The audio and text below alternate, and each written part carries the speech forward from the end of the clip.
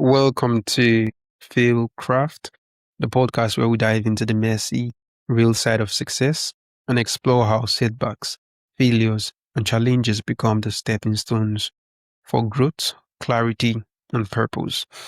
I'm your host, Ezekiel, and today we are joined by Ori Elraviv. He is a multicultural turnaround executive who specializes in driving sustainable growth and navigating complex challenges in small to medium-sized businesses. His journey began in 2003 with a bold relocation to China just to get his career out of the resume pile.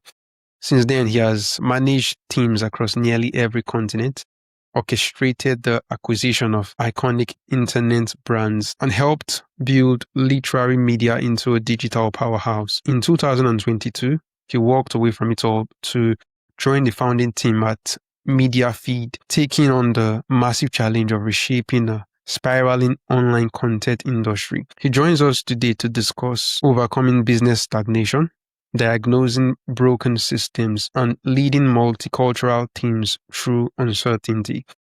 So, Ori, I am honored and excited to welcome you to FailCraft. Thank you very much for taking the time to join us here today, sir. Thank you, Ezekiel. I'm happy to be here. Great to have you here. So let's dive into the conversation. You took a massive risk early in your career by moving to China to escape the resume pile, which eventually led you to turning around declining businesses across the globe. So turnarounds are notoriously chaotic. When you first step into a struggling company, like the declining email marketing SaaS business you took over in Serbia, what was the breaking point where you have to look the existing team in the eye and actually admit that their current business model is fundamentally broken and failing?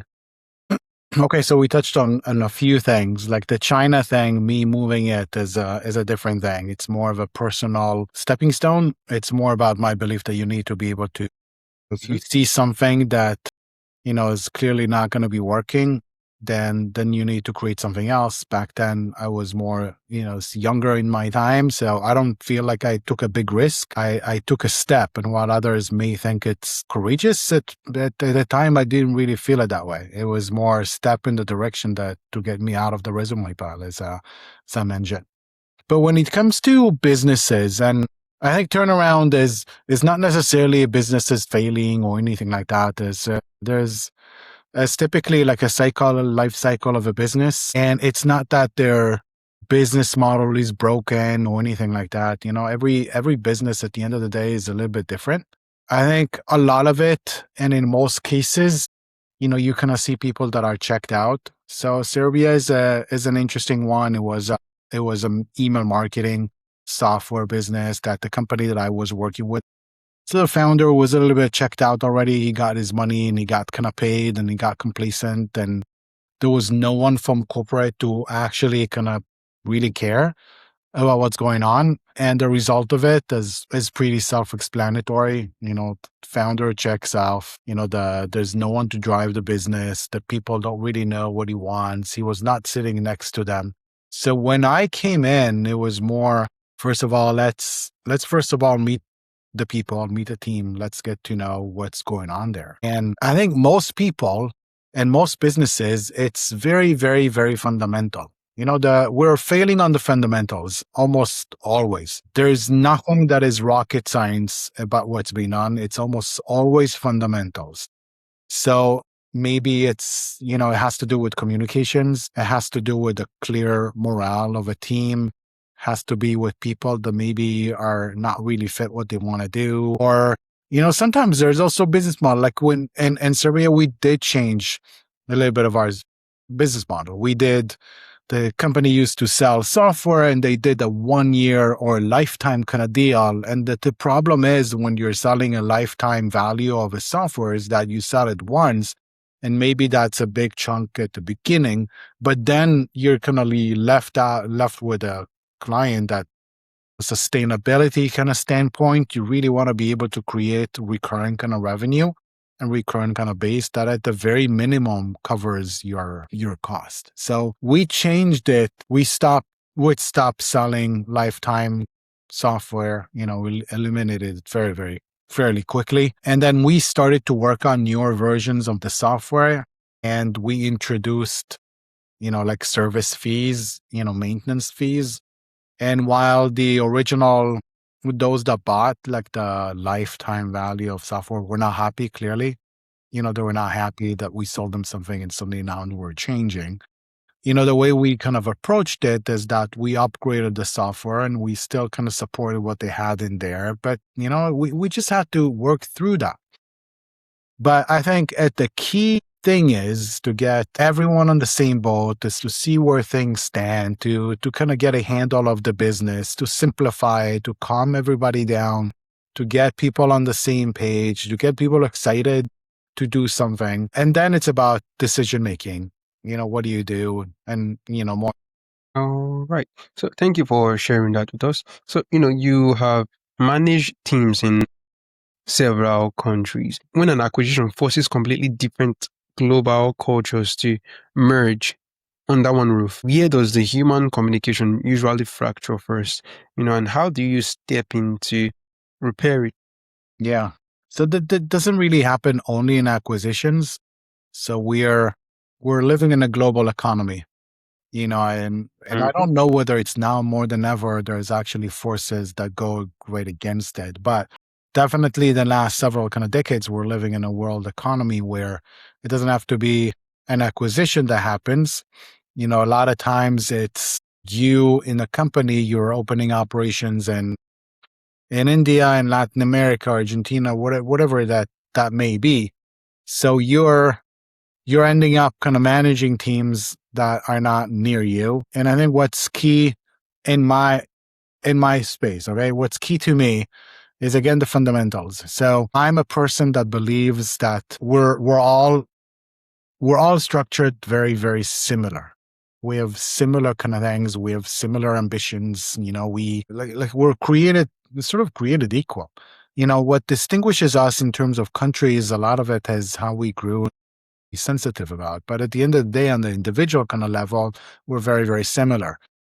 And I think what you need to be able to be is, you need to be able to respect that. You need to be able to treat people the way that you like to be treated yourself. You need to be a leader in terms of how you kind of lead people in it. And I think that has been key to me. So I see myself as sort of agnostic when it comes to cultures. I fit myself very well into various other kind of cultures. At least I think of myself as one that doesn't have like a strong ego. So it's not really about me. It's about the team. And I think that helps me navigate people and various different locations. And I think there are things that are going to drive me crazy. Like in China, we had the lunch break, and the lunch break, you would see people just putting their heads like this, and sleeping, so that would drive me crazy. But it's a local kind of culture. With others, you're going to see other cultures, do you see other kind of habits, and you just have to, I think, breathe. But at the end of the day, I think we created a lot of great friends and a lot of great people. And if you manage to motivate them, that'll be awesome. And that's kind of the key to it. Thank you for sharing that. So you mentioned that business stagnation is a major threat. So what are some common comforting lies that small business owners tell themselves that keeps them trapped, in their day-to-day routine, rather than addressing their lack of growth? I don't know whether people tell themselves lies. Yeah, I think maybe we're all typically tend to blame or tend to move responsibilities outside of ourselves. Meaning, like, for every business, from the majority of the business, they're not, we're not talking about science fiction or physics or complicated formulas. They're all very similar, in ways, and predominantly simple. So there are a few things that you can do, and it is like a 1, 2, 3, 4, and it takes you to do them, and over time and consistently, and with hard. It's not about the hard work. Yes, it means hard work, but it's more your mental has to be there. You have to be mentally strong. It is not complicated. what you need to do. It's very clear. If you follow the steps and if you're not trying to shoot different kind of directions and you follow rules where what is the focus the year, what are the three most important kind of things to the year, you will see that they're fairly simple steps for you to take. So what mostly breaks down is our people's mental. It's just really hard. You have to be consistent and you have to not get emotional. You have to ride the roller coasters of what it means to own a business. People will annoy you. You're going to have to do things you really do not want to do. And you will have to ride the challenge of what it means. Like you'll have good days and bad days and good weeks and bad weeks, and it's never going to end. Like this is a mountain that you climb, that the mountain doesn't end. Like it just, you can't just, I reached the peak. Like there is no such thing. It's a constant climb. You're going to constantly have to climb it. And you're going to constantly have to evaluate what works and what doesn't and move on. And what typically fails is your own motivation, your own will, your own. All right. So, Ori, you firmly believe there is a wonderful simplicity in what motivates people and how they wish to be treated, regardless of their background. So I'd like to know for you, was there a leadership failure you experienced early in your career that taught you this lesson? I'd like to know where it came from. Yeah, it's a good question. Like I had one person that really influenced my life. That it was a guy in China that called Rich Robinson, and I think a lot of the things that I believe in really stem from it. It's not that he introduced concept that, like he did introduce, but at the end of the day, this is my nature. But we played basketball together. He was an entrepreneur. He was the one who got me into my first CEO, GM type of role, my first startup. He introduced that to me. He said, I know how you play basketball and I know you're going to be good.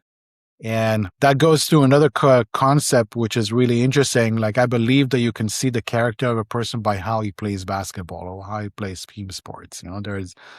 You ever play that? There are different type of personalities on the court, and in the court, you almost allow yourself to be yourself. So you would see what comes out, and he's one of those people that are very positive, very energetic. He allows for opportunities. He's the one who told me on that first startup that I shouldn't worry because he got me into.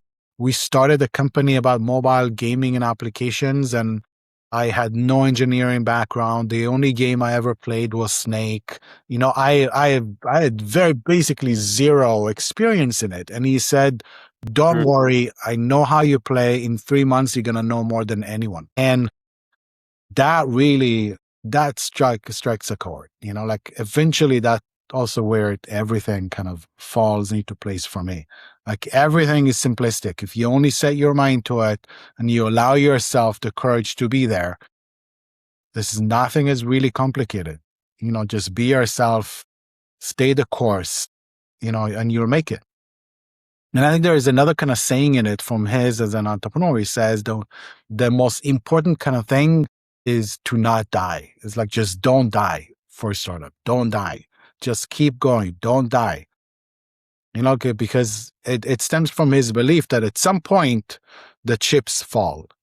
Something happens, you keep on going, you do the momentum, things will fall into place. Just don't die. Wow, that is there is such a valuable lesson to draw from that response. And thank you for sharing that with us.